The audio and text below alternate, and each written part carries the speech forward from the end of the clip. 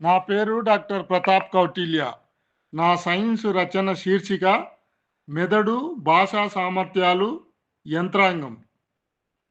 పిల్లలకు భాషా సామర్థ్యాలు 4 నుంచి 7 సంవత్సరాల లోపు మొదలుకొని 14 ఏళ్ల వరకు బాగా వేగాన్ని పుంజుకొని ఆ తర్వాత సామర్థ్యం తగ్గిపోతుంది. అందుకే పిల్లలకు 14 ఏళ్ల లోపు ఎన్ని భాషలు నేర్పించినా నేర్చుకునే సత్తా ఉంటుంది. మరో విచిత్రమైన విషయం ఏమిటంటే పిల్లల్లో మిర్రర్ న్యూరాన్స్ ఈ వయసులోనే ఎక్కువ సామర్థ్యాన్ని కలిగి ఉంటాయి. కనుక ఈ వయసులో పిల్లలు తమ చుట్టూ జరిగే ప్రతి విషయాన్ని, దృశ్యాన్ని ఉన్నది ఉన్నట్లుగా రికార్డ్ చేస్తారు. అది జీవితాంతం కొనసాగుతుంది. కాబట్టి ఈ వయసులో పిల్లలు జాగ్రత్తగా నాణ్యమైన, నైతికమైన దృశ్యాలను, వినోదాన్ని తగ్గించి విజ్ఞానదాయకమైన విషయాలను మాత్రమే చూస్తే మంచిది. అసలు న్యూరాన్స్ ఎలా పనిచేస్తాయి? మిర్రర్ న్యూరాన్స్ లేదా భాషా సామర్థ్యాల న్యూరాన్స్ ఎలా స్పందిస్తాయో చూద్దాం.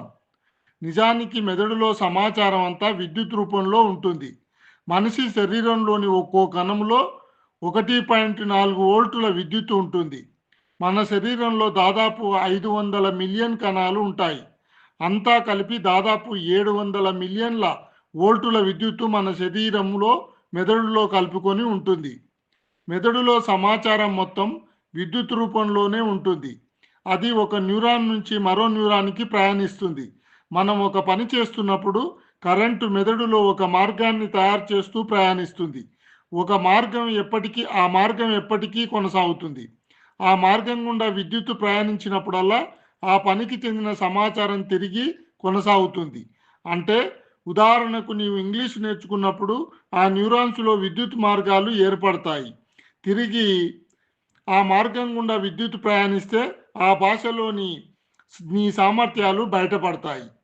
మిర్రర్ న్యూరాన్స్లో కూడా అదే జరుగుతుంది. మన బాల్యంలో చూసిన ప్రతి సంఘటన, దృశ్యము, విషయము జరిగినప్పుడు ఆ న్యూరాన్స్ గుండా విద్యుత్ ప్రయాణించి ఆ న్యూరాన్స్లో విద్యుత్ మార్గాలను ఏర్పరుస్తాయి. అవి శాశ్వత మార్గాలుగా మారుతాయి. ఆ మార్గం గుండా తిరిగి విద్యుత్ ప్రయాణిస్తే ఆ విషయాలన్నీ గుర్తుకొస్తాయి. కాబట్టి న్యూరాన్స్లో ఏర్పడిన విద్యుత్ మార్గాలే మన భాషా సామర్థ్యాల ప్రతిభా పాఠవాలని గుర్తించాలి. ధన్యవాదాలు. నా పేరు డాక్టర్ ప్రతాప్ కౌటిల్య.